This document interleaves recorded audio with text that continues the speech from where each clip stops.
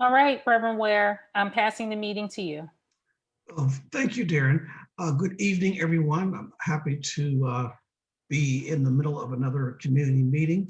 And for those of you who don't know me, I am Reverend Samuel Ware. I am the co-chair of and one of the founding members of the Homewood Community Development Collaborative. The other co-chair, Mr. Walter Lewis, cannot be with us because he is happily celebrating his wedding anniversary this evening. So shout out to Walter and his wife. As usual, we want to thank Darren and her staff for hosting this meeting and putting together all the technical support and logistics to make it happen. And we would like to give Darren and the CEC an opportunity to give you an update and tell you what's going on in relation to the Community Engagement Center in Homewood. So again, thank you, Darren, and the floor is yours. Good evening, everyone. It's a pleasure to be here on a beautiful day in Pittsburgh for a Homewood Community Development Collaborative meeting. And we're thrilled to talk a bit about PIT in Homewood and what's happening at the Community Engagement Center. I have a few very brief updates. So let's get to it. We've hired a workforce development career counselor. His name is Mr. Roland Woods. We're very excited to have Mr. Woods in position to be a main point of contact for people interested in working at the university. He is hosting office hours at the CEC on Tuesdays and Thursdays from noon until 4:00 p.m. If you're interested in having a conversation with Mr. Wood, please give him a call. He can be reached at 412-290-2285, or you can schedule to meet with him over email by contacting him at row74@pitt.edu. He's fairly new to this position. He is passionate about finding residents jobs. And if he finds that the university is a good fit for you, he will guide you through the employment process. So we're very happy to have Mr. Woods as this point of contact. In addition to working in Homewood, he will be also working in the Hill District, Hazelwood, and Oakland. And does that mean you have to be from those 4 communities to take advantage of Mr. Wood? And the answer is no. Anyone, any resident from any neighborhood can meet with him. And it's your choice whether you want to meet with him in Homewood or the Hill. So again, Roland Woods is our new workforce development career counselor at the CEC. So today happens to be the 100th birthday of Homewood's own Errol Gardner. We have a very brief video courtesy of the University of Pittsburgh Library System in their archives and special collections unit. It's a 3-minute video, and when we come back, we'll have a conversation with Crystal McCormick.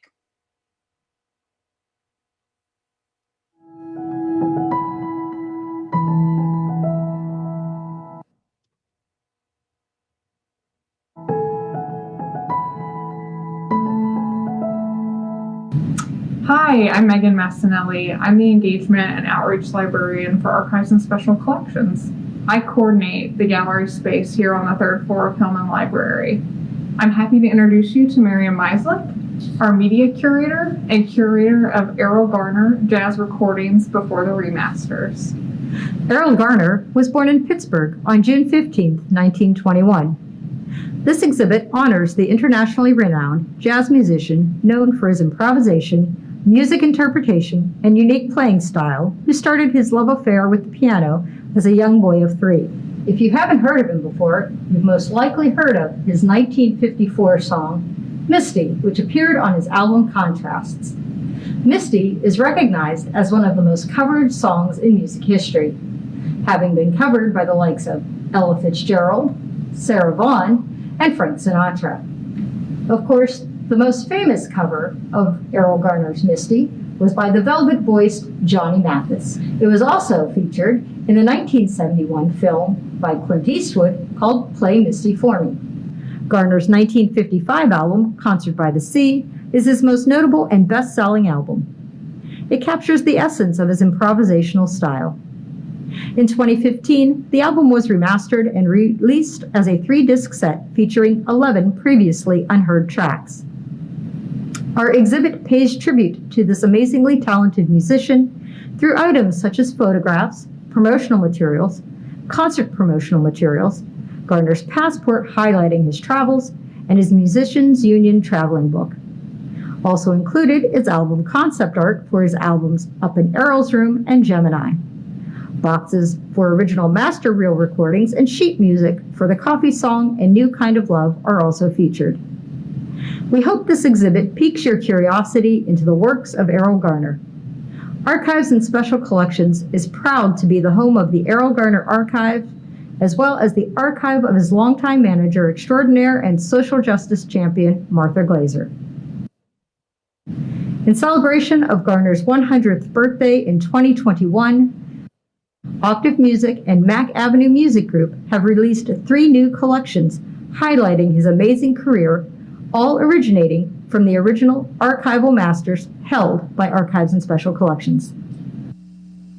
This exhibit only contains a small fraction of the Errol Garner archive at the University of Pittsburgh Library System. In addition to what you see here, there are 100 boxes containing correspondence, publicity, sheet music, legal documentation, photographs, memorabilia, and audio and video materials, including jam sessions and recordings of Garner's performances from around the world. Visit our guide to the Errol Garner Archive at Pitt to learn more. If you're interested in learning more about our exhibit spaces and about Archives and Special Collections, visit our website. So again, happy birthday, happy 100th birthday to Earl Garner. And I have Crystal McCormick here. She oversees diversity and inclusion for the University of Pittsburgh Library System and is just a friend of the CEC and of the community. Hey, Crystal, thank you for joining. How are you? I'm great. How about you? Good, good. So if you could share a little bit about ULS's partnership with the CEC and work in the community. So the ULS has been an investor in the Community Engagement Center before its inception. When we were approached about it, when they were even thinking about breaking ground for the Homewood CEC, we were approached about how we could be a part of it. And we jumped in immediately. We knew that it was something that we wanted to be a part of and to be a substantial part of. So of course, we have representation on the internal advisory board. Myself and Arif Jamal, who is our African-American collection and our Buell social work librarian. And he and I attend regular meetings in the internal advisory board. But just to talk a little bit about some of the things that we've done with the CECs, most recently the Hill District, but with Homewood, we've been involved from the very beginning. Almost every picture, well, I'll say every picture that you see downstairs in the Homewood CEC, a Westinghouse student actually took those pictures, and Miriam Maslick, who was speaking so wonderfully in her mask, I could not believe she was so eloquent in that mask. She trained maybe 3 or 4 students from Westinghouse. She taught them about archiving, special collections. She taught them how to take pictures, how to write content. So all of the pictures downstairs that you see in the Homewood CEC, a Westinghouse student did it with the tutelage of Miriam Maslick, along with the writing content. So she taught them a skill that I would say is invaluable. And then when you walk into the main room of the Homewood CEC and you see the picture of the old Homewood, that came from our archives as well. So we've been a part of this from the very beginning. That's just one thing that we did that is permanent. However, we've done a number of things. We've had an archival Black History project with the community at the Homewood CEC, and I think that took place either February of 2018, I believe. And then the following year, we had our Black History Month program in conjunction with the Homewood CEC, and it was named The History of the Black Vote and the Importance of the Black Vote, and that was the National Black History Month theme. Little did we know how important it was in 2020. And then a month or so later, here we had COVID. And so we were on the COVID response team with the Homewood CEC and the Total Host CEC. And we developed, we knew there was a need for people to be educated in the community about COVID-19. So the library and the team of librarians took upon themselves, and I gave them a directive. Of course I did, because it was so important, relaying it back from the CECs and the importance that we needed to develop a LibGuide. So for those who don't know what a LibGuide is, it's a very organizational one-stop shop of information that you just go, you don't have to hit Google, it just hit this one thing and everything will come up and it's in tabs. So it's very organized. So we started with the COVID-19 informational LibGuide, and we are constantly updating it. Right now we're working on the information that we're receiving from about the Delta stream so that the community can know more about it. And that was shared throughout the university community as well as the communities in general. We had over 10,000 hits on our COVID-19 LibGuide. That's wonderful. We were one of the first That's ones wonderful. to actually start, and I will actually put that in the chat for those who may have an interest in pulling it up. You beat me to asking for it. Yes, and I will also add the next thing that we did. That was the importance of the Black vote. Well, then shortly thereafter, George Floyd was killed and Breonna Taylor were killed. And, you know, something that we were talking about, at this point, the CEC and the advisory board, the COVID advisory board, we were just overly taxed. And again, I went back to the library team and I went to some of our librarians who are not minority or underrepresented. And I said, look, I need for you all to be advocates and allies. You have to come up with this anti-racism, social justice LibGuide.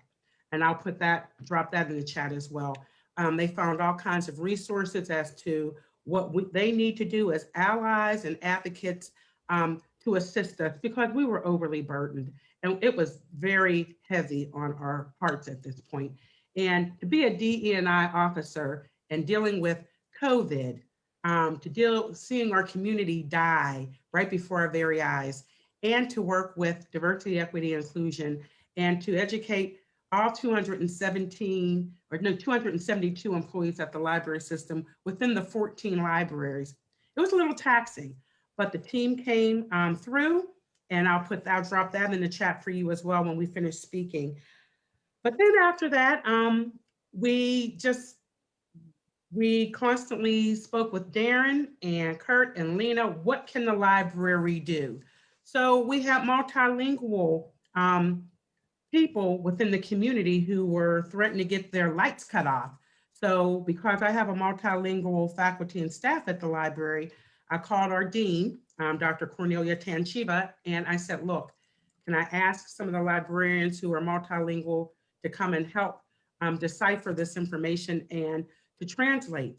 So several of our Spanish speaking, French speaking, Mandarin Chinese speaking, and Arabic speaking librarians came and translated information to help the communities that were in dire need for that. Well, Crystal, I hate to break in, but we have to continue. Okay. But as you all heard, we have a very close relationship with the university library system. Archives and Special Collections is located right on Thomas Boulevard. My question to you, Crystal, is if people want to connect with the Earl Gardner Archive, Yes. are they able to do so on Thomas Boulevard and on campus? Yes, they do have to follow special protocol. So if I were them, I would call first. So connect with me, guys. Yeah, you'll have to make a special, you will have to make special provisions and a request so that we can make sure, we want to make sure we're socially distancing and all of that. But, we have the August Wilson yes, archive that we're very proud of. We have the Kuntu Repertory Theater archive, and they have over 500 boxes. August Wilson has over 500 boxes.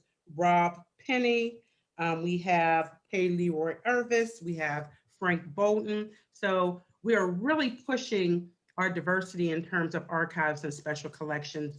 So if you know of anyone, I already have some people who have just announced their retirement, I'm like, okay, here's an opportunity for us to get their archives as well, because this is history. So it's important that we document our information, and it's not in someone's basement, because that's what happens. We'll lose it either in a fire or water damage or just air. And we want to be able to preserve whatever we can for scholarly use, especially.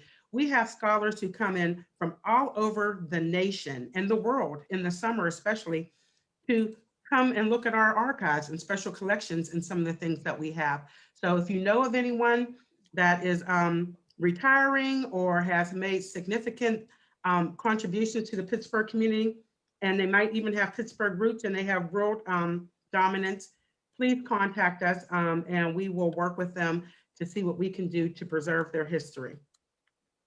Thank you. Reverend Ware? Yes, I promised Christopher Corbett, who had a conflicting schedule, that we would put him at the top of the agenda. And so I want to honor his request, because he has another meeting. Thank you, Crystal. It was very informative. We look forward to following up on that. And I am going to drop in the anti-racism LibGuide into the chat as well, okay? Very good. Okay, thank you. So Christopher, I know you have a tight schedule, and we want to invite you to share with us the information that you have at this time. All right. Thanks, Reverend Ware. The collaborative, it is always great to be with you all. I do have a few updates from the Department of City Planning. For some of the viewers that I have not met, I'm Christopher Corbett. I am the planner for the East End, specifically Homewood. So one thing that perhaps you have heard, the Department of City Planning was awarded the grant for blight remediation for Homewood. This is a collaborative effort. I'm working with the Homewood Collaborative, Operation Better Block, our department, and other city divisions as well, to kind of manage and create a plan to comprehensively manage and dispose of our city-owned property and lots in Homewood. I'm taking a look at some of the data that we are collecting now. I'm looking to be done with it by October of this year, and then we'll be moving forward. Some of the things that will come out of this, any structures that need to be on a demolition, a list will be, of course, added. But those buildings that are really salvageable, we are looking to hire and to utilize our own resources, from PLI, to kind of evaluate the properties and to make sure that we're understanding in what shape they are. And then the other thing, side lot programs are something that I know for a fact that residents have been waiting for. And so we're looking to improve that process as well, and using Homewood as the pilot program to make any improvements to the processes for disposing of publicly owned land. The other thing I wanted to is this strictly for city-owned land? Is there going to be an opportunity to include or add to the list land that is privately owned as well? Yeah, through this process, we will identify those nuisance of properties that are privately owned and use a different channel to approach that. Okay. Yep. Because I'm sure we could add to that list for properties that are not owned by the city. Mm-hmm. The other thing I wanted to mention was there is ongoing communication or engagement for the Homewood Field and Park improvements that's happening now, as well as the Westinghouse Park 2, which is right across the bridge from you in Homewood. To stay up to date on any of the projects that the Department of City Planning or the city in general is doing, I'm going to drop a link in the chat. That's to engage.pittsburghpa.gov. There you'll find all of our projects, interactive surveys, and events and ways that you can engage. The other announcement we have, there are quite a few Department of Mobility and Infrastructure projects that are happening. I did invite Panini to come from the Department of Mobility Infrastructure to speak to you about the improvements that are being made in Homewood. Panini, are you here? Yep. Thank you, Christopher. Perfect. Thank you, Darren. Thank you, Homewood Community Development Collaborative today. Hi, my name is Panini Amin Chaudhry. I'm the Senior Transportation Planner with Department of Mobility and Infrastructure. So currently we are actually working in a project for the Homewood Active Mobility Improvement. So we are covering Homewood North, South, and also the West. So the whole project is divided into 3 tiers. We want to look into the overall traffic safety situation of the neighborhood and come up with some low-cost improvement that we can start implementing within next year and so. We also looked into the sidewalk inventory of the community, so we did get some idea where the sidewalk improvement is needed. And thirdly, we are also looking into the transit accessibility, especially the surrounding the East Busway, the stop locations, what type of improvement we can do. So for that, we are currently in the public engagement phase of that plan. We are looking for public input on 21st this month, next Monday. We're actually holding a public meeting. And I'm just here to invite you all to attend that meeting. We also have an Engage page that the link I will share with you guys through the chat so that you can see the already done work that we have completed. We already completed the safety study. We have already completed the sidewalk inventory also. The 21st meeting, we want to share with all those information with the community and want to hear from the community back that which are the location we should prioritize that we can start working in the next phase. So that's why. What time was that meeting on the 21st? On 21st, Reverend, the meeting will be from 6 to 7:30, Okay. the same time like here we are in this time. And And I will drop off the Engage page link also, the registration link also in there. Just you have to click there and register for the event. And we are looking forward to meet you all on that 21st event. So my one question is, if you have to register to attend, what is the process if you're someone who would like to be able to speak? Is that a separate process or what? Yeah, so this Engage page that I will just drop like right now, this is one of the location where you can actually go ahead and put your comments in there. It has 2 phases. First one, just descriptive multiple choice answers that you can provide. And also there is a map where you can put a specific location of concern that you have in the neighborhood regarding the traffic safety. And after 21st meeting, also we will have half an hour opening just for any community member if they have, but based on the presentation, if they have any concern that they want to share with us. And also after 21st, this link will be open this whole June and also the early July for public comment. So please share this link with the community. Please share this link with the institution or your friends, anyone from the Homewood neighborhood. And we can gather all those information from this link. And we are gonna use those information to prioritize the project for the next phase. Okay, thank you.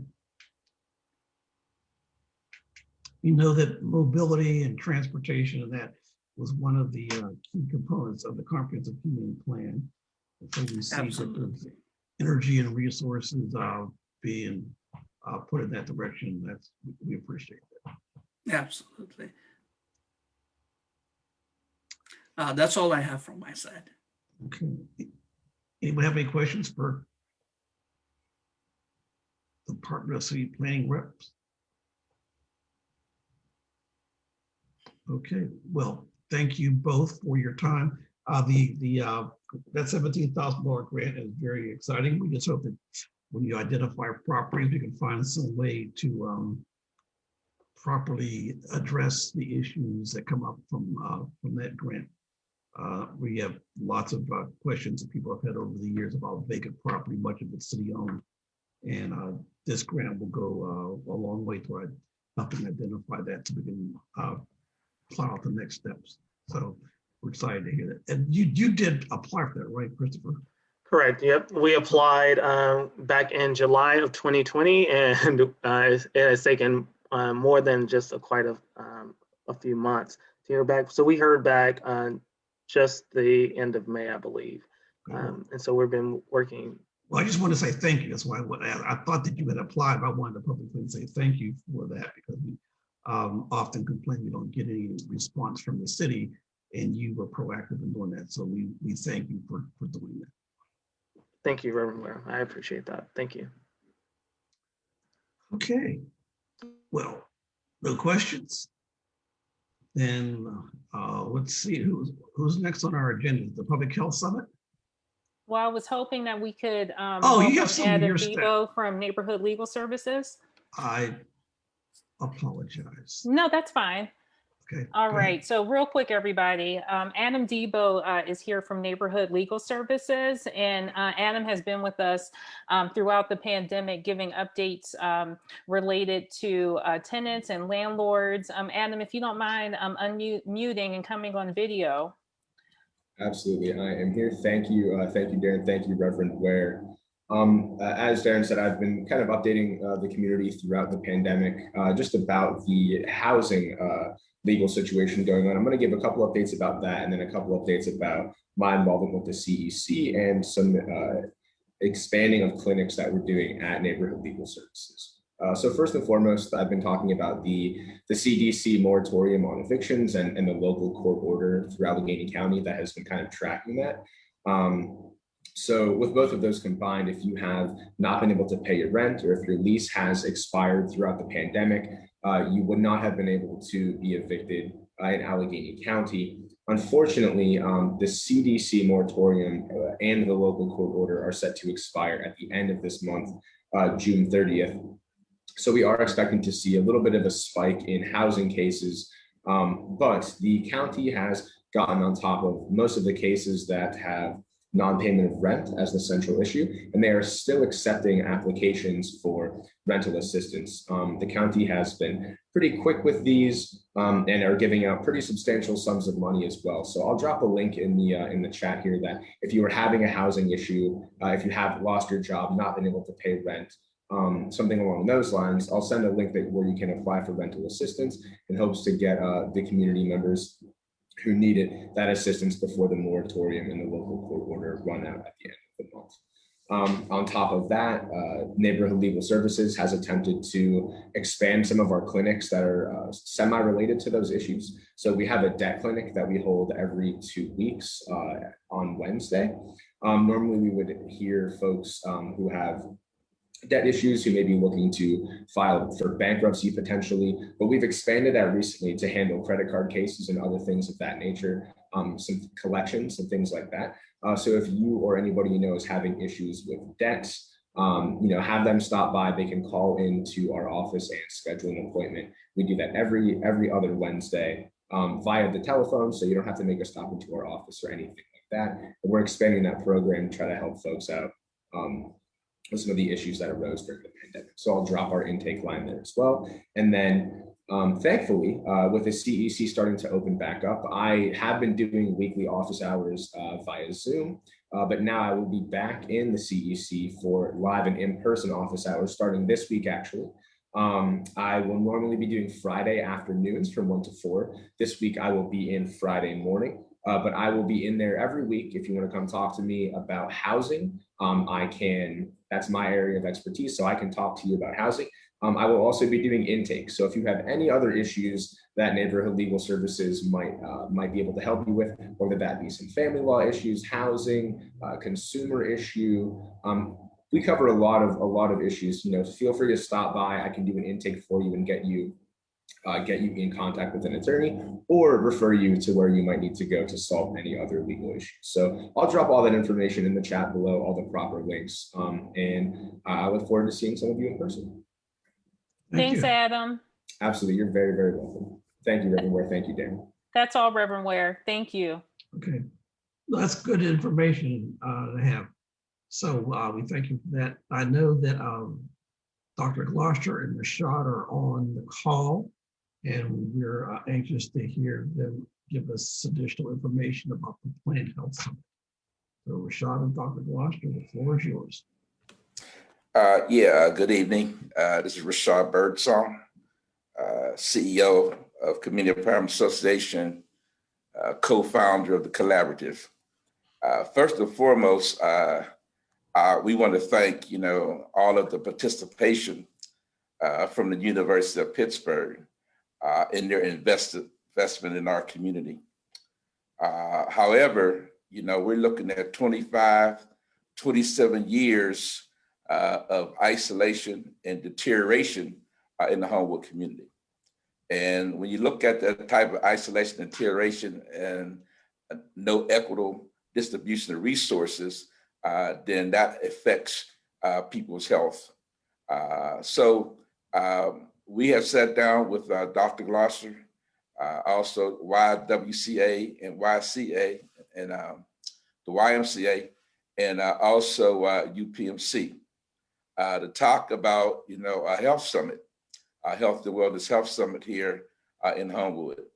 We're looking at Elma Ellery as kind of being that centralized area because that's what they do. So we're looking at bringing in various health providers. Matter of fact, let me go back with the schedule. The YMCA parking lot is actually going to be the start off point. We want to have a 5K walk, run, skip, or bike, whatever you can do. 8 o'clock in the morning. We're still working on the logistics. We have the YMCA, Brother Aaron Gibson from the Hill YMCA is going to be bringing over various health and wellness activities. We're going to be doing yoga, biking. We're going to be doing stepping, line dancing. And also we're trying to identify a health experts panels of African Americans to talk more specifically about health related issues in the Black community. We still ain't worked out the schedule, but that should be around 12 o'clock.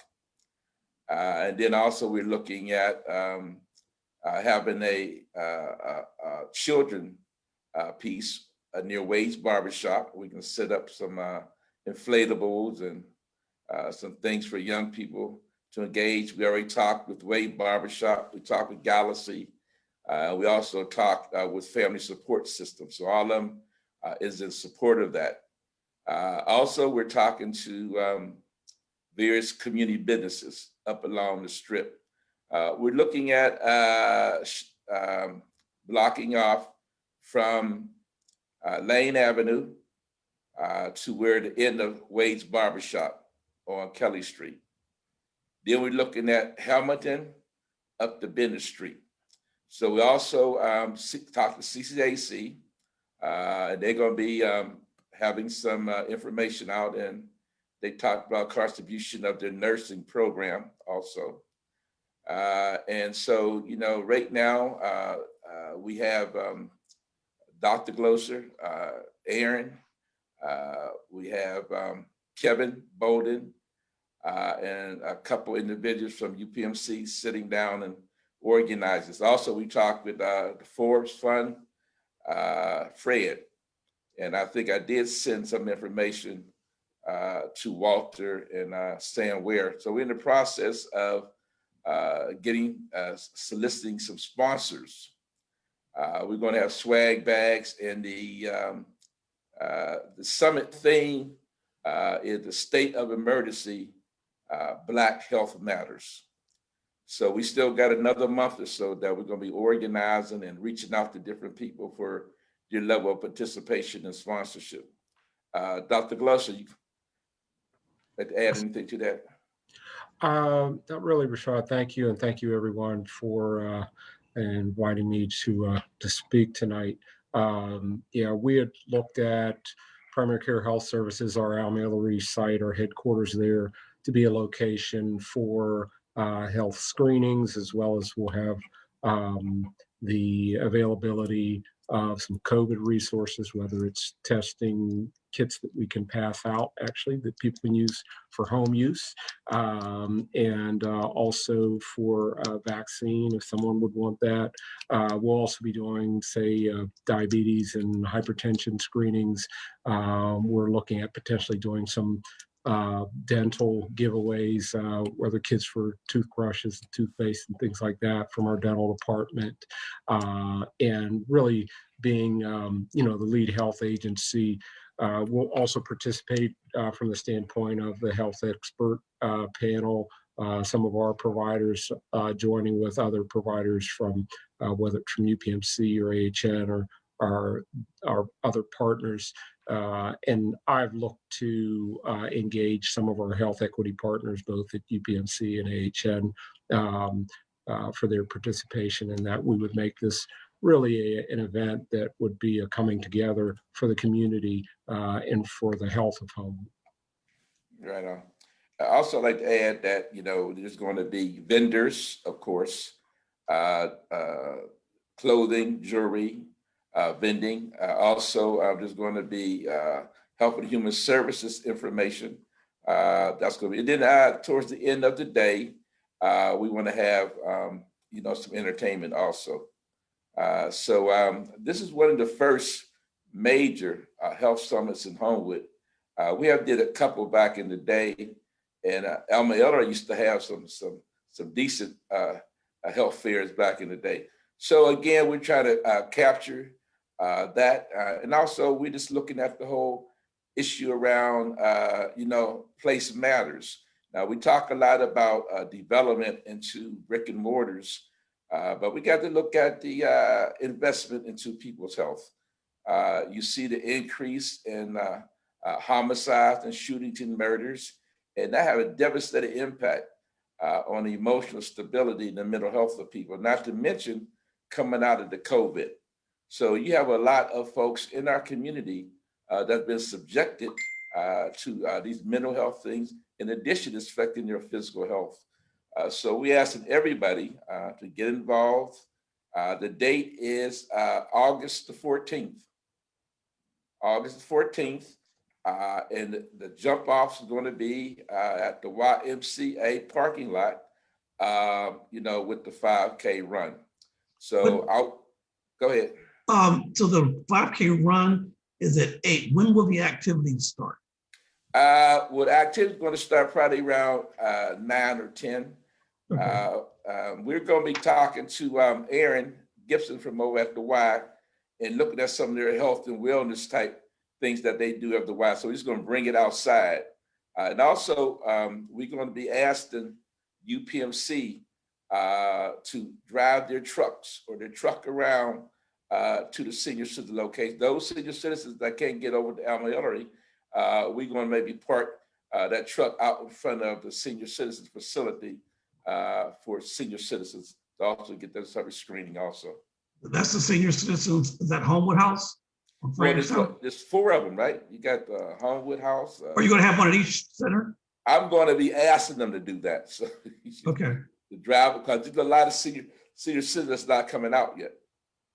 And if we got to provide transportation, we will. Like I said, we still working through all of the details. So if we got to provide transportation for the senior citizens to get over to Alma Eller, we're going to do that also. I just saw a story on the TV the other day.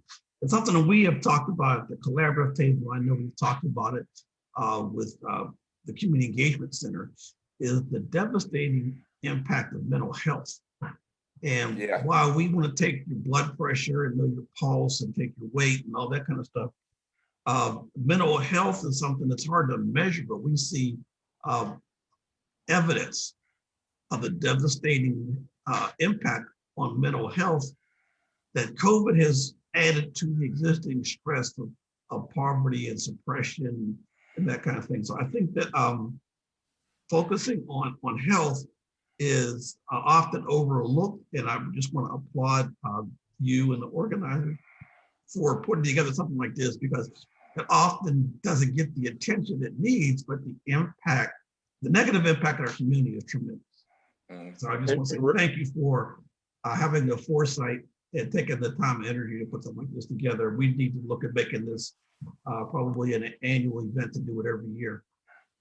And Reverend Ware, I want to thank you for mentioning the mental health aspect. I neglected to mention that. That is part of our planning as well. We at Primary Care Health Services have a mental health team, and we're looking at how their involvement would be a part of this as well. Whether there would be, when we have these booths for Ask a Black Doctor, things like that, whether there would be some availability for, some screenings discreetly, or looking at how we could do that to basically look at something to offer the community around that. And if nothing else, to allow the community, get information out in the community as far as the resources that are available. I think a lot of people don't realize that those resources are available through Primary Care Health Services, and also with Rashad's group at CEA. So yeah, I had absolutely thought that we should try to figure out how to integrate that in some way into this, if nothing else, to connect people with resources. Well, Dr. Galosa, between you and what we do, we also have a behavioral health component. We have psychiatrists, we have therapists, and we have a new initiative called the Healing Center, where we actually, bringing families in and doing a assessment on the health disparity and assessment of the health of their family. And we have the social worker to start working with them on that. Now, this helps somebody ain't just for the screening. This helps somebody also to help coordinating care providers to come together and work with our community, plus giving our community a little bit more information on how, to get in touch with them. So, we all know that sometimes these major institutions become real complex when you're navigating through them. So it's not going to just be a health summit for a health summit's sake. We're going to be identifying the resources, identifying the agencies and institutions that work around caregiving and health. And hopefully, that can that connection can maintain throughout the year when we start talking about, health for our community. Dr. Glosh, I have a question that just crossed my mind. I know there is the AMA, but then there's the mirror image of the Black community, of the National Medical Association, the National Dental Association. Are they going to be participating, because they're, as minority health professionals, their cultural competence is very key in addressing these issues. So is there going to be a link or a way to tie them into this effort? Because we know that cultural competence is so important, especially when you're dealing with mental health.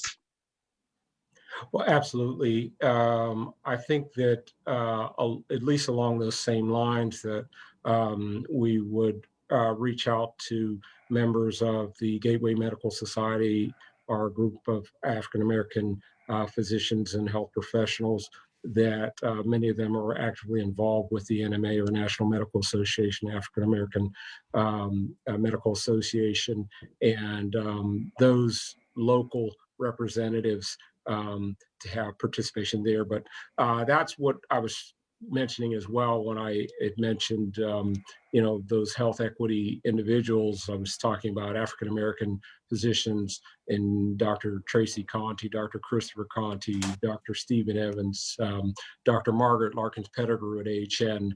This is their focus. They likewise have that cultural competency that they could bring in additional individuals. At primary care, our therapists as well. We have African-American therapists, and I know that Rashad has done that as well. But yeah, to try to integrate that, you bring up a great point. Now, also, the Forbes Fund has the Equity Coalition. I believe you're part of that. So they'll play a role in this as well. What's that? What you saying, Sam? Is the, Dr. Glosser's part of the Equity Coalition. And if you want to give, I don't know with the details like he does, but I'm just looking at additional resources that could help us with this effort at home. So Dr. Glosser, since you're a member, I'm not sure if you prepared to address what they could do. Well, again, an excellent idea and an excellent point. I know that Rashad likewise has a very close relationship with one of the founding members, Dr. Noble Nasiru from the University of Pittsburgh, who's also one of the founding members of the Black Equity Coalition, as well as myself and Fred Brown and Forbes Fund, as well as Mark Lewis Poise Foundation. And some of those individuals, as I mentioned, Tracy Conti is a member of the Black Equity Coalition as well. So looking at their input, excellent idea that we can tie that in. Okay. Very good. Something that's much needed. So I'm glad to see the coordination of capable professionals address this issue. It's often overlooked in our community. So thank you for that, both of you. Thank you. So is there any questions? I don't want to be the one asking questions. I'm sure someone else has a question or comment. No questions on Facebook or in our chat, Reverend Ware. Okay, so we're looking for updates, and I'm sure that Brother Rashad and his team will be getting our additional communications and also letting the community and individuals know where they can help. Maybe you need help with registration, setting up tables or something like that. So I'm sure there'll be a list of things that those who want to help in some way, maybe they're not a psychiatrist or an MD, but if you have a strong back and something in the hands, just send that list out so we can make sure that we have enough hands to get the work done. We want to make sure that we have the same type of support that we support for the marathon. Yes. So you want people you want folks that are passing out glasses of water? Everything. Yeah, you see how we come out for the marathon, right? I know. That's why I'm asking. What do we do? We're asking the same thing, you know, on when we'll put that together we'll put that together and we'll send it to the collaborative, and maybe that's one of the things that the collaborative can do. Send it out to the people that's connected to the community meetings and also our organizations. But it can't, I mean, no more than like helping to set up, you know, the tables, you know, the tent's gonna be set up, helping out with the children, you know, wherever there might be, we need some assistance at, you know, throughout the day. Okay. Well, again, I'm looking forward to that day, and I'm sure it's going to be very beneficial to everybody. So again, thank you all for your attention to this important aspect of our community. Okay. Well, thank you. Commander Vanansky, he and Zone 5 have been very busy, and we have a report from him, and then we have Josh Pollard. So Commander Vanansky. Hi, Reverend Ware. Evening, everybody. Thank you for having me with you tonight. And just wanted to speak about the Zone 5 homeless outreach pilot. So Dan Pelka, who was formerly with Operation Safety Net, went with Allegheny Health Network, and he's now, he has a team in Zone 5 of civilians who are doing a great job meeting up with folks in the community and reaching out to them. Lucille Prater Holiday, who she's a longtime Homewood resident herself. She actually knows many of the folks in the community. Wonderful person. She's actually the coordinator for the Zone 5 team. And Tony, you'll see those two out in the community a lot with Dan Pelka, but basically what they're doing is reaching out to find folks who a lot of times are in abandoned homes or abandoned vehicles, and you know, just offering them resources, temporary housing, hopefully, you know, transition to full-time housing, making sure that they have access to healthcare, providing some meals for them. And one of the great things that they consistently do is offer free vaccinations, which is greatly helping a lot of the folks in the neighborhood who you know normally wouldn't have that opportunity. I was happy to be able to partner with Reverend Ware, you were very pivotal in helping me put together a Homewood Resource Fair, which was on Sunday, May 16th. At the fair, Dr. Gloucester, if you're still on, thank you. Caval helped us have a table with primary care health services, to make sure that folks are aware of a great community resource who provides free services to mental and health services to folks who don't have care otherwise. The Homewood Children's Village was there. And this was at House of Manna. So Free Blackwell had opened up House of Manna to host the event. We had Trade Institute there, and Dusty, who's the administrative assistant, had a table set up just to make sure people are aware of some of the great things that the Trade Institute does, such as training folks, for carpentry and masonry jobs if they're interested.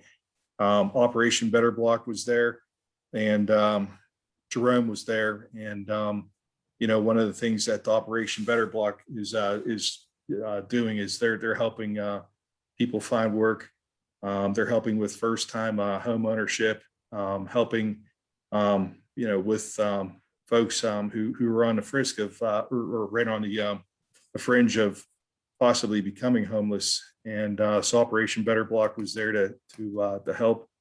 And we had the Allegheny Health Network team with Dan Pelka was there providing free vaccinations. We had some swag bags with hand sanitizers, some masks, and some other nice little things, for folks to take with them. Rivers of Still Heritage was part of my Leadership Pittsburgh small focus group who helped also sponsor the event. And Rivers of Still did a beautiful mural with Chialka, who was a local resident. And if you look at the House of Manna on the side of the building where you normally would enter,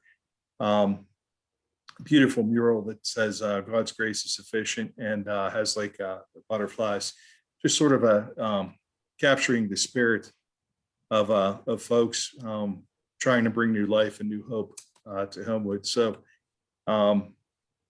the event was successful. We did reach out to a lot of folks. One of the things too is our officers are working with the homeless outreach team. So when they meet folks who need help, Lucille gladly gets the information, or Tony. I know that we've made a couple positive connections already, but I will also put in Lucille's email address and my email address. So for anybody that's on the call or might know somebody who needs some help, you can get a hold of us, and we'll make sure we connect the resources. But there's so many folks that are that really are in need of help, and I think it's a great resource. And sadly, one of the things that we found out was that there's probably over 50 people in Homewood that do need help. So the resource fair, another positive about it was just making people aware that that there are so many folks that do need help. And thank you for everybody else that's on this call who preceded me and in the work that they do. Rashard, about the health summit, I think that's so key and so important. Just there are a lot of people who do need to realize that the folks that are here to help with healthcare, because too many young people are getting hurt, and a lot of people do need help. And also we did do it, participate in some of the community walkthroughs previously, and identifying areas where some of the folks in the neighborhood pointed out where there's homes that are abandoned. We're reaching out to, and certain corners where the outreach team is looking at, in certain homes where these individuals live. So if you have information, please share it with me. Our work's going to continue, and we'll keep on trying to help folks one at a time. So thank you all for your help. Does anybody have any questions for me? Commander Vidansky, is there the number where someone can call in to make a referral for someone that's homeless? Is that in Yeah, the yeah, chat box? actually, yeah, absolutely. I'll put Lucille's phone number and email address in the chat also. And then I'll also put my phone number and email in the chat as well. Another question I had, I don't know if you've been collecting data because you've been focusing on people who are homeless. I know that you, as a result of walkthrough and working with Leadership Pittsburgh, put kind of this project together. Do you have data on how many homeless people you've been able to help to either change their condition, get them in temporary housing, or give them medical care? Is there data that can show the results of the work that you, because you've been doing this, what, like 4 or 5 months now? Yeah, actually, Dan Pelka with AHN, he is tracking that. I know he's had a few success stories, but I'll get that information. I'll share it with you, Reverend. You know, and you know, at a future meeting, feel free to also pass it along. But yeah, the data part of it is very important because, as we know, resources, whenever the county and the state are providing resources, you know, if we could show the good work that's being done, the people that are helped, and the others, you know, who are needing resources, it certainly helps with funding. Anybody have any questions before I say something else? Well, let me just add this. I know that I think it was in October we did the first walk to the neighborhood, and we had different city departments that participated. We broke up into 3 teams, and since then, Zone 5 under Commander Nancy, they assisted the Homewood Community Ministry with the food giveaway at Christmas time. They had like a parade of cars that escorted people around the Homewood, giving away food, and then it's a homeless project. And I think it's important for us to recognize and acknowledge that our encounter with police isn't when someone gets arrested or shot. We see law enforcement officers as trying to be a positive part of the community, being proactive, but it's not just when the law is broken, they're providing services that make our community better. And as we work together, we are all become more effective in dealing with the issues that plague our community. So I just want to acknowledge that we have a great relationship with law enforcement in Zone 5. No relationship is perfect. The citizens aren't perfect, neither are the as law enforcement, but seeing a positive effort of making a difference, which is one reason why I ask about numbers, because if we can count, say we have data that says these number of people have been fed, these number of people got vaccinated, these number of people are temporary housing, these number of people were referred to jobs. We have that data to show that the collaboration between the community and the police works, and that is not always the case. And we value that. So as we're looking at the health summit and other things, we see where everyone working together can make a huge difference. I just want to make sure we don't overlook it. Thank you, Reverend Ware. And hey, you know, we really appreciate the support from the community. Of all the neighborhoods in Zone 5, I think that we have the most support from folks in Homewood. And you know, we appreciate, you know, the great partnerships that we have, and so many people who are willing to, you know, reach out a helping hand to help a neighbor. You know, you really do see a lot of people that care, and all of us working together, you know, will definitely make a difference. And on a personal note, Reverend Ware, proud to announce that I officially graduated from Leadership Pittsburgh on Thursday. So I'm part of the family now. Yes. And also Lena Distillo, you know, who I'm sure Darren knows. She was a fellow cohort. So very proud, you know, as being a cohort of Leadership 37. And it's part of a family, and Leadership Pittsburgh really is a blessing. If anybody hasn't had a chance to, you know, look at their program, you really meet a lot of great folks, and it's really eye-opening. So Jerome Jackson is a Leadership Pittsburgh alum, as a MI. There's probably some others. So, yeah, Crystal McCormick is an LP alum. She put in the chat, and I graduated from LDI last week. So there's a lot of LPs and LDI folks connected to Homewood. So thank you, Commander. Yes. Yeah, thank you. And thank you, Darren, for always opening up the CDC. We look forward to trying to have some in-person meetings because it's one thing we miss. I really want to meet with youth again in person, try to make those connections, start doing some things over the summer, looking forward to getting to schools, and appreciate everybody's support and help. Thank you. Thank you. Thank you so much. On the note of homelessness, let's just, if you don't mind, let's segue into Josh, since we're talking about, I think Josh's presentation is a good connection with what we just heard from the commander. So we can do Joshua next. Is he still on the line, Josh Pollard? Yes, I sure am. Reverend Ware, thank you for the invitation and for having me. There's been so much good information here today. I just can't say thank you enough for being a part of this. Anika or Darren, is it possible for me to share my screen? I want to show a short video. Okay, great. Thank you.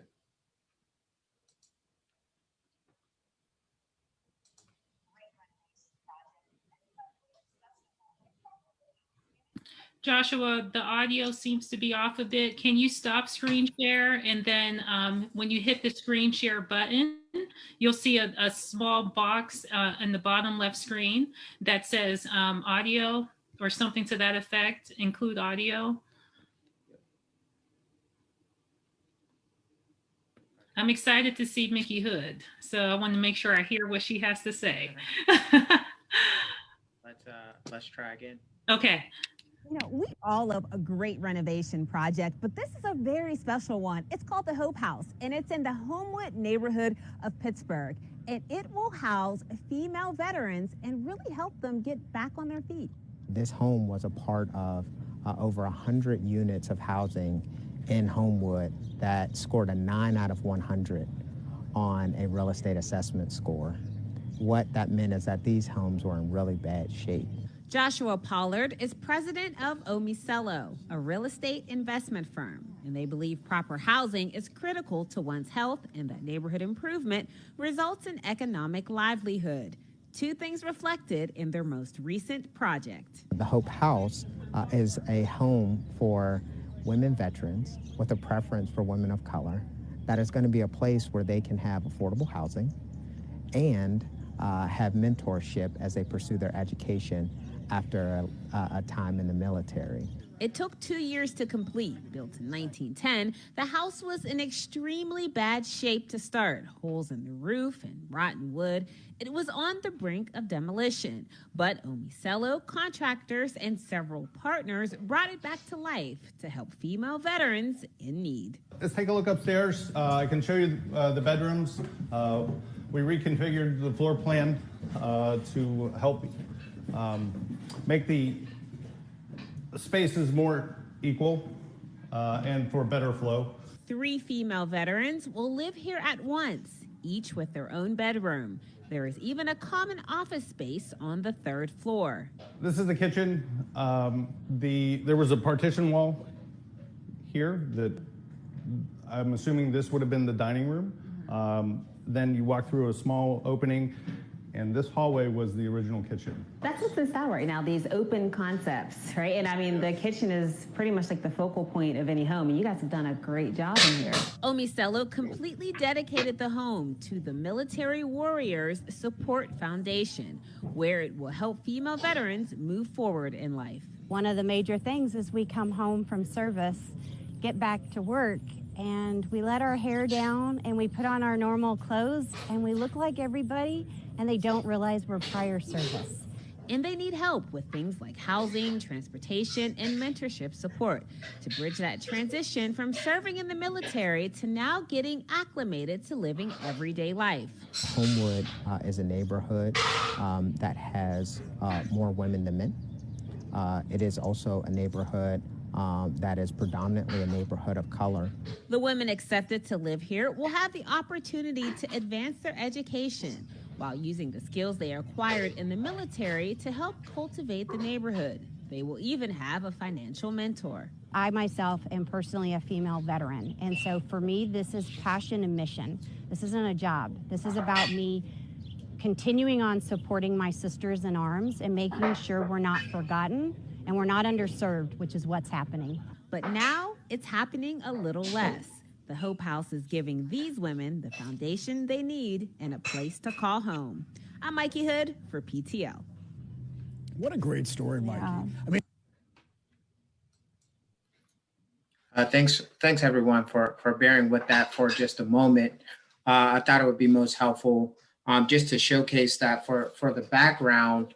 You know, one of the things that was really important, this organization, which is based in Texas, has already given away 800 or so mortgage-free homes to combat wounded veterans.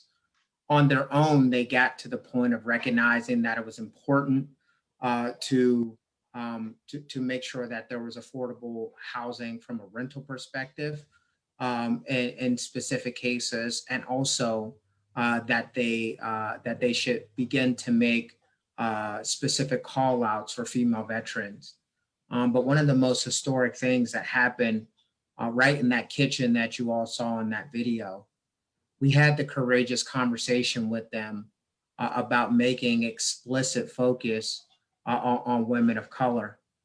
And, you know, rest assured, that was not an easy conversation, especially for folks who come from the military in that particular organization.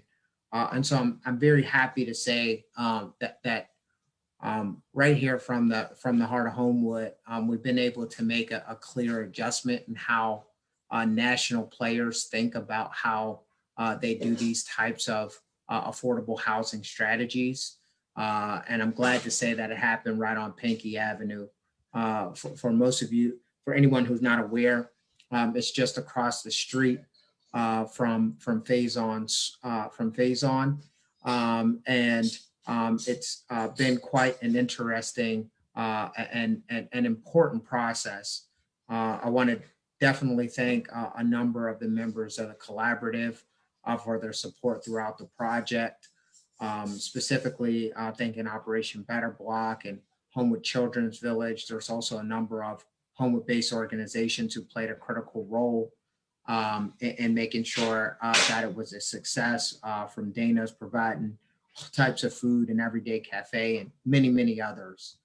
The other thing I hope you all saw in the video, there's a really interesting photo that was, or portrait that was donated. It's actually a rendition of a Teenie Harris portrait on Mulford Street in Homewood. It's a pretty special piece of art, and it's a part of the gift that will be the home. The women that will live in there will indeed need to be veterans, but there is an extremely strong preference for women of color. And this is where we may be able to use help from all of the folks here from the University of Pittsburgh, to the extent that there are folks who are gathering their education and would enjoy $350 to $400 a month in rent in a brand new built home with their sisters in arms. We welcome that opportunity, particularly for women of color.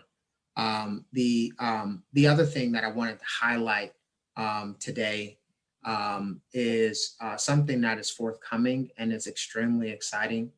As most of the collaborative members are aware, Omisello was engaged in the purchase of the former Bethesda Homewood properties. We have reconstructed about 40% of the units that were still salvageable and are in the development process for the remainder of them. Just to rest assured, these homes, as you all know, scored a 9 out of 100 on a real estate assessment score. So lipstick construction would not be good for the health of the neighborhood. And that's not what we're in the business of doing. And so we're taking a very methodical approach in thinking about each individual asset. And so from that perspective, one of the things that we also have to think about is how will the community benefit more than just from affordable housing in our neighborhood. We have worked diligently since gathering ownership of these properties to create something that we call community wins. WIN stands for Wealth Impact Notes. And it is ostensibly a financial tool that we're creating alongside BNY Mellon, the Poise Foundation, the Forbes Funds, and Operation Better Block alongside Omicello Cares that'll allow individual community members in the Homewood neighborhood and beyond to purchase a stake in some of the properties that we own for as little as $100. I don't want to underestimate how important this is. When the mission of Omicello was set out, it was home, health, wealth, and it remains that today. And so it's very critical to us effectively achieving our mission to ensure that there are opportunities for community members to grow their wealth as a result of the changes that are happening in the neighborhood here called Homewood. There will be more to come on that. It is quite an interesting, it's quite interesting dealing with the SEC. The SEC was not set up to try and help folks who don't have as much money to take any risk to get to the next level of investing. But we found a way and have a strong group of partners who are engaged on that. Altogether, I can't be more excited than to be engaged here in the Homewood neighborhood and in a way that can be beneficial to the neighborhood overall, alongside so many great folks who are doing incredible things. And I'm grateful to have been able to participate in today's meeting. With that, I'll turn it back over to you, Reverend Ware.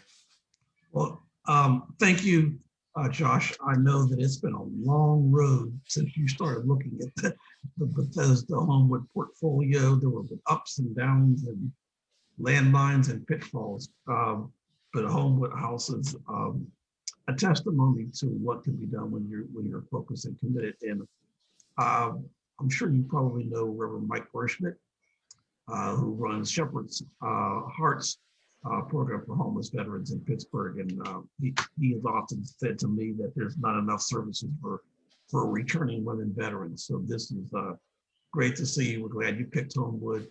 And as you know, you'll have you already have support from collaborative members, and I'm sure you'll be able to get more in the future. So we thank you for taking this on and giving us this example of successful collaboration. And the reason why I wanted to put him right after Commander Vanansky was like, they're both working on issues of homelessness. Homewood House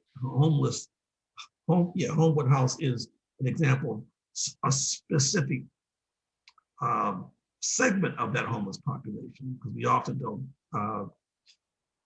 give our veterans the kind of support and honor they deserve, and this does that. So I'm just very happy, and thank you for sharing that with us. Absolutely. Anyone else have any questions or comments?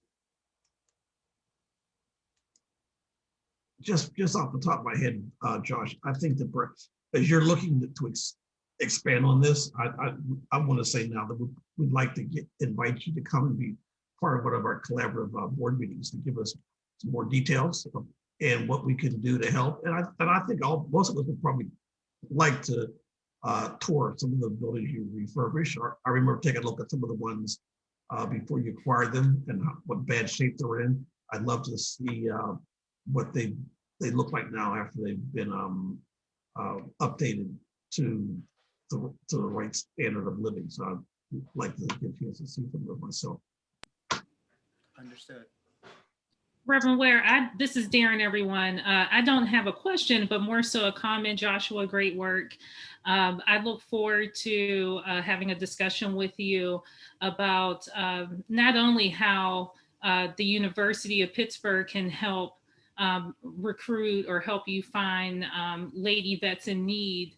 But I want to connect those ladies to employment opportunities as well as other opportunities through the CEC. So I'm going to make sure I stay in contact with you about that. And thank you so much. Absolutely. Thank you for all that you do. So anyone else have anything they want to add? Questions? Well, again, I think in logical progression, we had development projects in Homewood on the agenda, and Josh's portfolio, what he's done with housing for women veterans is an example of a development project. And I just wanted to, we didn't get a chance to have the conversation we had hoped for with the URA. We have had conversations with Christopher Corbett from city planning. We know that there has been the announcement of Avenues of Hope that came out of the mayor's office a few months back. There's been discussion about getting ready to do development in Homewood. And there's also the Homewood Coliseum. We, the collaborative members, have received communication from someone who has been in conversation with the URA about acquiring the Coliseum as a private citizen. I had thought, as have some others, that there would be a public process. There would be a request for proposal, and then there would be some citizen and community input on that process, like we did for Lexington Park. So I just wanted to throw out there to those who were on the call that we can, as was recommended by someone from the city, write a letter to the URA saying we'd like to have them use this public process, or we have a proposal that's been submitted to the URA and to the collaborative on use of that space. And I can just tell you that someone wants to acquire it to put in a machining business. He was using space in the Bridgeway building, and he needs more space. And he thought that because it's at Homewood, the Coliseum would be the ideal location for him to expand his machining business. The collaborative members have talked with him and seen a presentation. I want to make it very clear. We have nothing against the proposal. It has a lot of very positive aspects to that proposal as far as benefits are concerned. But I think that as development begins to step up in Homewood, we need to have adherence to the process that's open so that all members of the community can have some input on land that's owned by the city. No matter how good the project may be, if we do not adhere to a process, we can get in trouble later on or end up with less than optimal results.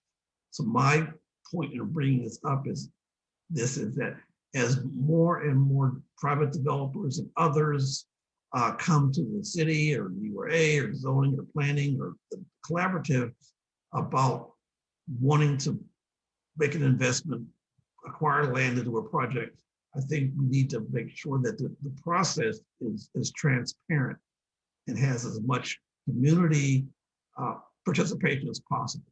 So I don't know if anyone has any comments about that, but I know that we all believe that the Coliseum was a valuable asset in Homewood. Probably everyone on the call at one time or another has been there for some event.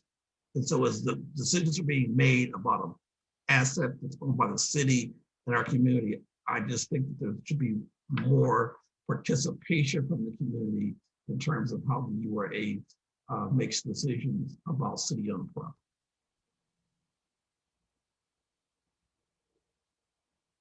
Now, this is not the time to be silent, because we've had other conversations around this issue. So I hope that people on the call will have some comment, because we need to get back to the URA and talk to them about the process. I mean, it can't just be what Reverend Ware thinks. There needs to be some sort of other input from stakeholders in the community. Reverend Ware, this is Darren. I'm wondering if there's a way to engage the community via maybe just a brief survey or something along those lines that we could push out over social media and really leverage our email lists. Okay, that's a good idea. Is Rashad still on the call? Yes, he isn't. He dropped off, Rev. All right. Any other members of the collaborative that are still on the call? Dr. Galosher, I see you're still on. Is Diane or Elvin still on the call?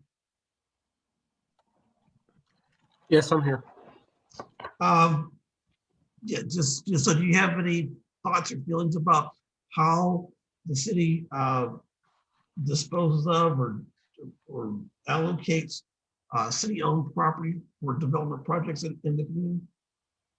Again, I think you've hit some really important points as far as if it would be a city-owned property, and the fact that we have individual community development organizations, that there would be a process that would be adhered to ensure equity and fairness. And so I think that Reverend Ware, you've sort of hit the nail on the head. Thank you. Anybody else? Is Josh still on the call? Yes, he is. And now, Josh, you're a private developer, so a lot of things that would be related to the city do not apply to you. But just as a person who's involved with development and involved with the community, do you have any thoughts on what would be the way forward in terms of making sure we have the community participation up front? I think in earnest, it can get very complex. I mean, there's pluses and minuses on both sides. Reverend Ware, if you open it up to an RFP, you end up in a situation where there end up being many more. There's a lot of people who are not from the city who see the RFPs. It comes down to what ultimately is in the plan for this neighborhood, for what the community would like to see. If there's a developer that is responsible, and there's many different definitions of responsible, but if you believe that this is a responsible developer who's making an effort towards an asset in the community, who's put together a plan to do something that's consistent with the community plan, this is, me speaking on behalf of myself, not on behalf of Omicello in this instance. I think it's worthwhile to entertain it, because oftentimes folks feel like they didn't get a fair shot to put their bid in, but I feel like anyone who has an asset, who sees an asset that's owned by the URA, should be reaching out to them about what's happening and employing it. And I don't like the long-term idea, of the URA or any municipality sitting on assets for forever. And I also don't think that there's a process for RFPing everything all at once. I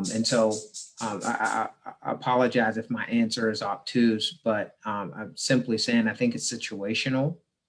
And if it's someone who's shown themselves to be a responsible investor in the past, or at least a responsible citizen with a reasonable plan that's consistent with the community, I think it should be given at least a chance before you go into an RFP process, which can put multiple years onto the development, and also just result in significantly more cost and potentially more blight in the neighborhood.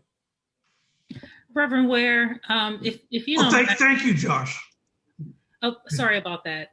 I see Derek Tillman's on the line for Homewood Community Sports. Given his position as a developer, I wanted to offer his voice. I hate to put you on the spot, Derek. Good. I didn't know he was on the call. I can't see what you can see. Yeah, I'm sorry. I tried to text you to let you know, and I know you're doing a lot, but I'm writing notes while I'm doing this. Okay, but Derek's on the line. So I'm sorry to throw you under the bus or put you out there, Derek, but I wanted to offer you the floor as well. Sure. And thank you all for the opportunity to share my thoughts on this. So, I think about the history and the historical significance of the Homewood Coliseum. We think about John Brewer and what he meant to this community, but also just the history of what the Coliseum meant. I think it's too important of a community asset to not have allow the community opportunity to weigh in on what the future of the Coliseum will be. I'm not saying that I'm not familiar with the existing plan, so I can't speak too much on it. But the question is that the best use of the space for the community going forward? Could that potentially be done somewhere else? Maybe the answer is yes, it is. But I think this space has such a historical significance. It's such an important space. It's such a community icon that I think it's really critical to have a community process to kind of weigh in on that proposal. Thank you. As a person who's done projects with Housing Authority in the city, your perspective is valuable. And I just want to add, respond also to something that Josh said.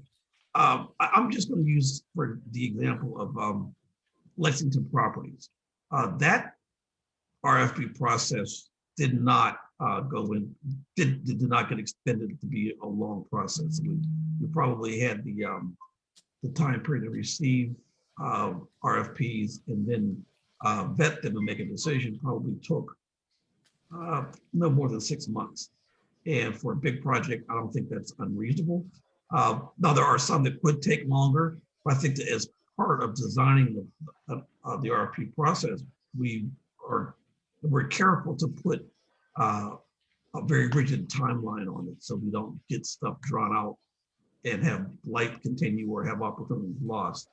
That would be one way to go forward. But I think that your point about dragging things out is one that we've seen happen in the city.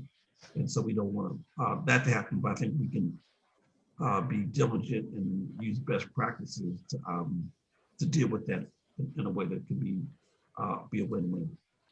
Reverend Ware, we did get a question. Yes. It's related to the Coliseum project. Will it remain a space accessible to the public, including remaining a space for community and social events? The proposal that we received, again, it was primarily to turn it into a machinist shop to do machining, to prepare, but there would be a portion of it that would be available for social events, but it would be under private ownership.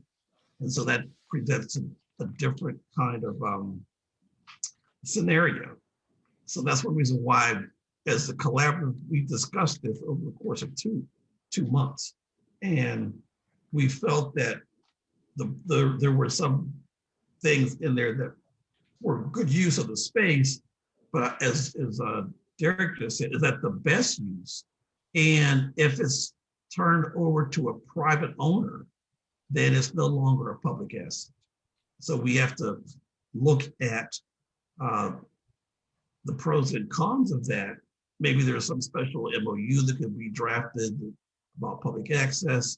But if the URA decides to sell that to a private owner, just as I mentioned earlier, Josh Pollard is a private owner of that portfolio. The URA or another entity cannot control what he does as long as what he does is within the limits of the law and zoning and that kind of thing. He's the owner.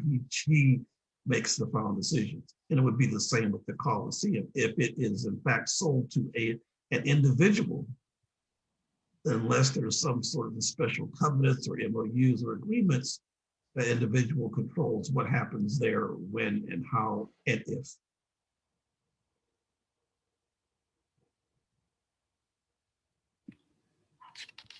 I don't know who asked the question, but did that answer your question? Yes, I do believe that answered the question. Thank you. And I don't see any other questions at the moment. Well, let me offer this, because we're at the end of our meeting, and I think it's been very, very fruitful, very informative and inspiring.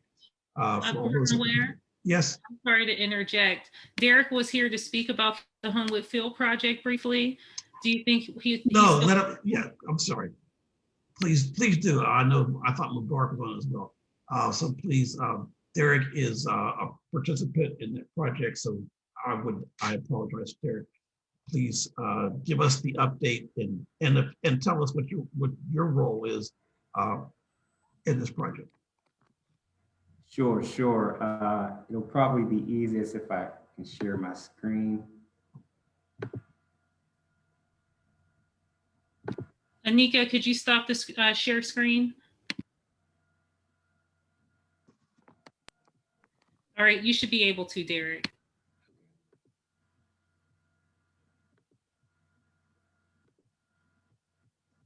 All right, so again, my name is Derek Tillman. I'm president and CEO of a company called Bridging the Gap Development. We're a local real estate development firm based out of the Hill District. And our role with this project is we've been working in collaboration with Homewood Community Sports to help to birth this project to the community. I think it's important, I'm just going to talk through very briefly, but to recognize the history. And from the beginning, we have stressed the importance of incorporating the history, but also the legacy of what happened, at this field, but really in the Homewood community as a whole. Thinking about the fact that we're just a few days away from Juneteenth, which marks really the independence of African Americans from slavery. It's important not only to remember with Juneteenth and celebrate that, but also the history and legacy that exists right in one of our most prestigious neighborhoods, Homewood. So you see just a few slides that kind of mark some things. You have, the booming business district that, existed back in the day. Here's a picture from Westinghouse High School basketball team. Some of the other greats, that have went on to do great things, such as the first African-American referee in the NBA, moving down to just some of the things that happened in the community, like the Harambe and other Black arts festivals, etc. Current institutions like the African American Music Institute, and of course, our beloved Homewood Community Sports, just showing the amazing work that they have been doing since the 1950s here in Homewood community, specifically at Homewood Field.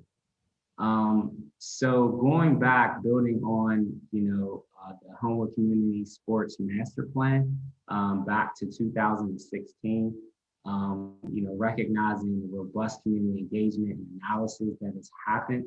The field is really the heart and the heartbeat of what happens, up at the Homewood Field. We had another community engagement meeting, just gathering input and ideas on April 17th.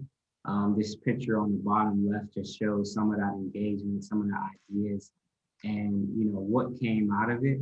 What folks were looking for is really opportunity to connect with the youth, a place where parents can show their kids that the community is safe, but also can have fun, an opportunity to have intergenerational connection to the park, helping young men and women develop into better people and also leaders in Homewood and beyond.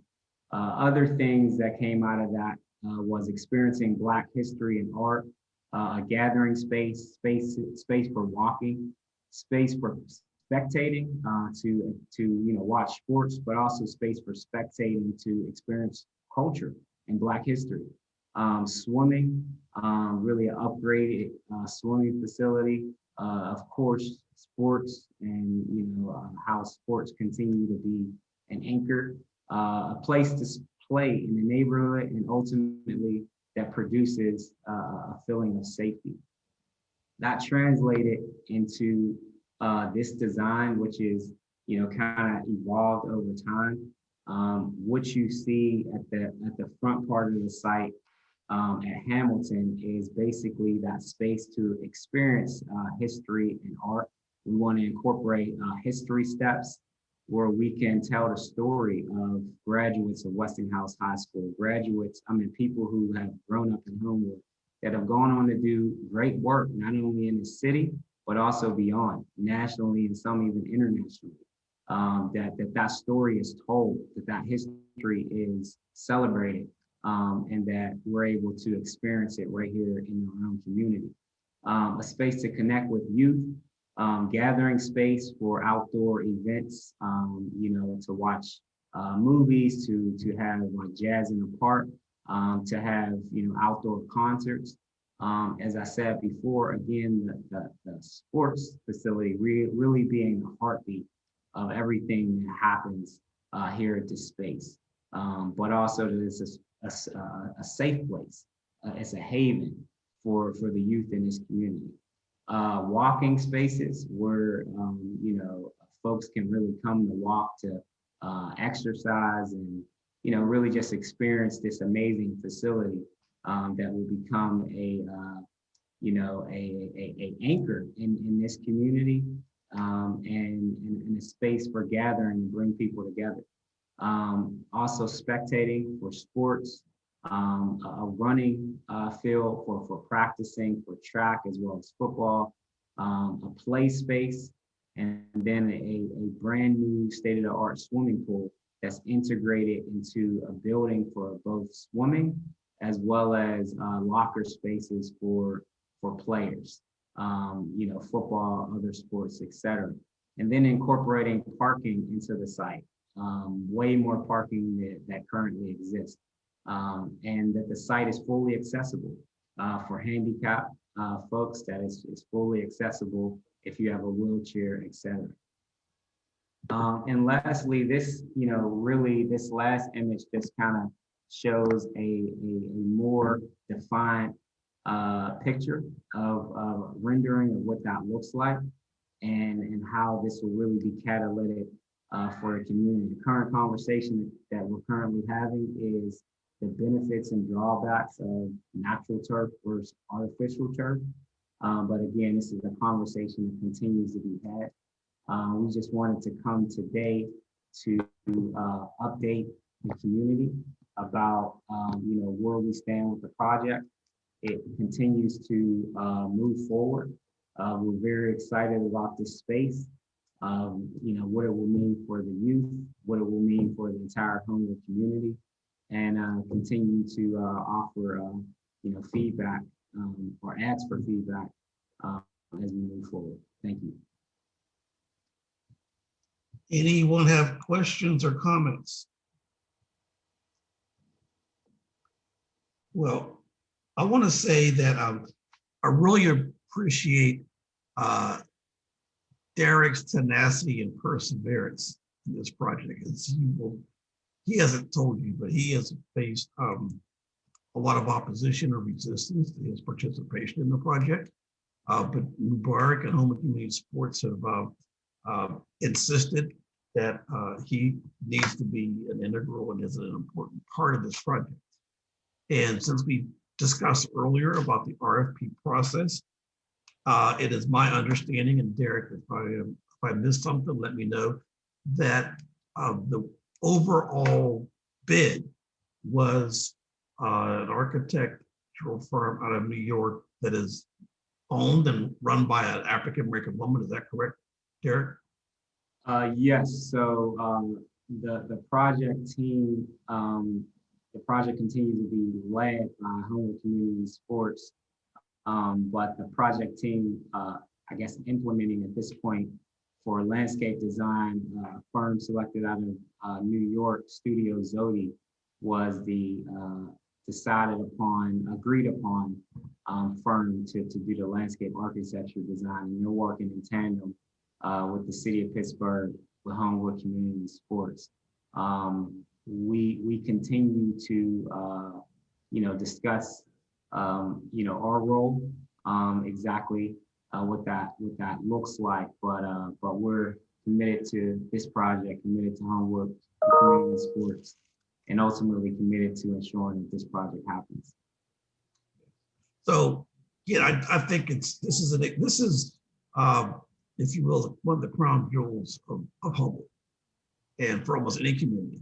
And I think going back to the 50s and the number of participants, children and their parents that are involved in this, and just the benefit of having this tremendous asset in our community is so important and shows what can happen.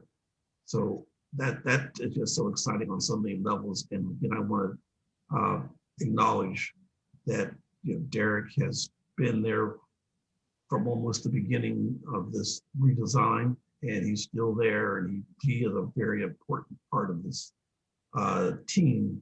And I'm just happy to see that we have someone who was from our community who was recognized to have the talent and skills to take on such an important project. So I just want to make sure that I acknowledge that, because I know it's not easy. And so thank you. Thank you. Elwin? Yes. Hi, Mr. Tillman. Quick question.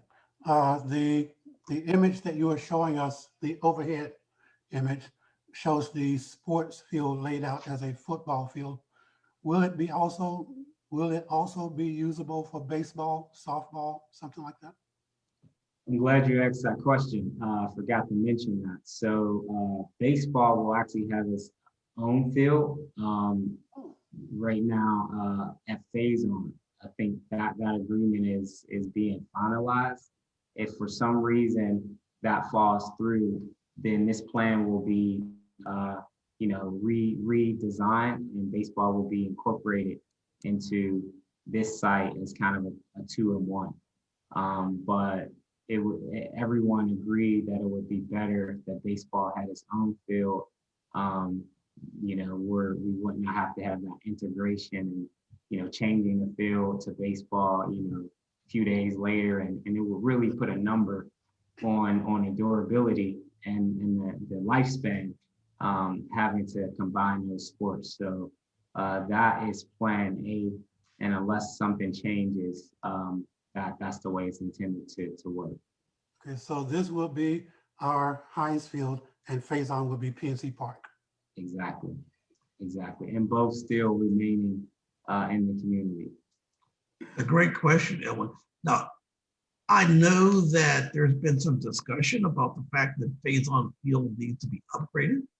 There was a draining issue and some other things. So has there been money allocated to bring it up to the standard so that it can be used for baseball? Yeah, that's part of the ongoing discussions, but I can tell you this, that if it is finalized, it will be brought up to the top level standards, which includes any necessary upgrades. We're not looking for any part of this project to just be a band-aid or a quick way to do it. So that will be brought up to standards as part of that conversion.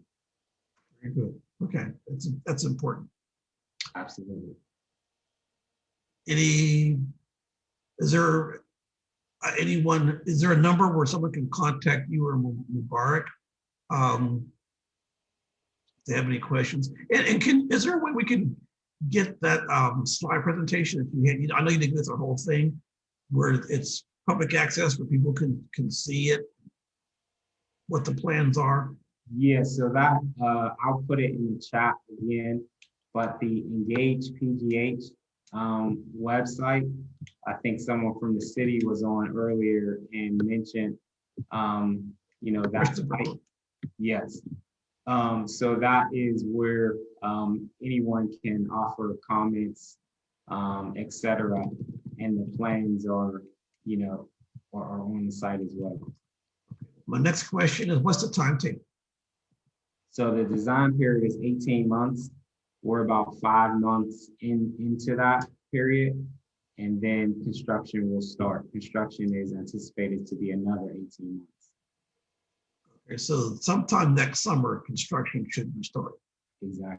And then 18 months after it starts, so we're talking 2024. Correct. Okay.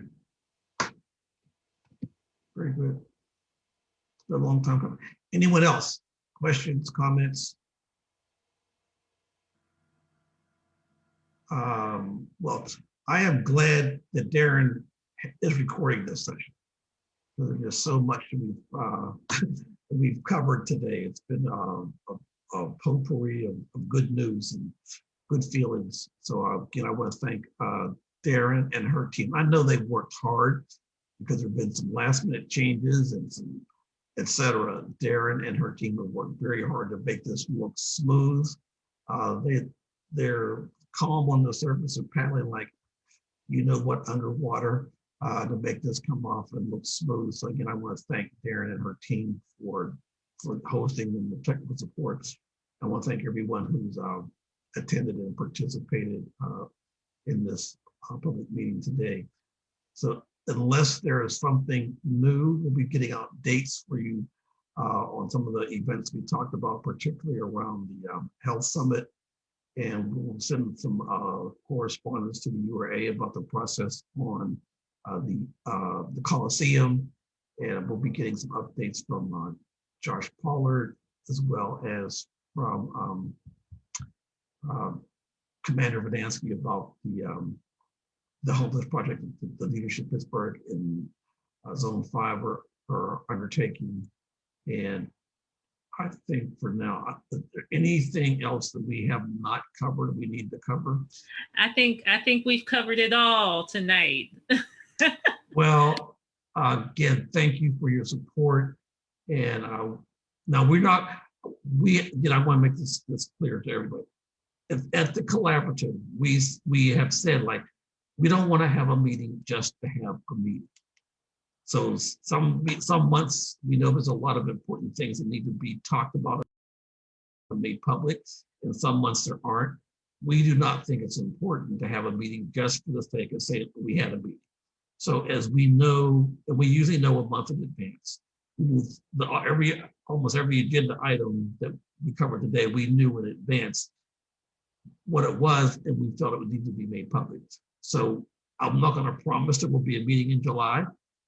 There's a likelihood that it will be, but as we have important information, we know we have a couple of things that we're not on the end of the day. They may be enough to have a meeting in July. We will let you know as soon as we can, but we don't want you to have the expectation there's going to be a meeting every third Tuesday of the month, because if there's not something that's important for the time and effort it takes to do this, to have a meeting. So I want to make sure we put that out there. Now, that was a decision that the collaborative made about 3 months ago. And again, I think that we had a great sharing of information this evening, and we want to make sure that we ask you to spend your time, it's worth it. So again, I want to say thank you to everyone. Be safe, and God bless you all. Thank you.